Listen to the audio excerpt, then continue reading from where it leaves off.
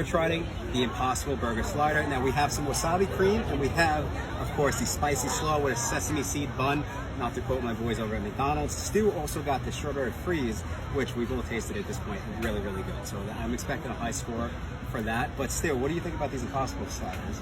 We're gonna find out. All right, let's see. I'm not really into, the Impossible Burger Neither am I, craze. but, However, we saw it, we wanted to try it. We know a lot of Invite everybody. Everybody knows the rule. I'm getting an Asian vibe from it. Asian flavors. It's really good. I think the sesame seed fits it very well. I really can't tell much of a difference between that and a regular meat.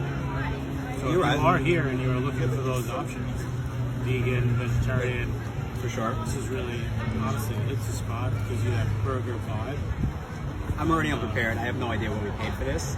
It's plant-based. Thank you, Liz. So, again, though, it's very, very good. Stu, what do you think about the drink while I take bite number If 2? you find yourself in 105-degree weather in university, or you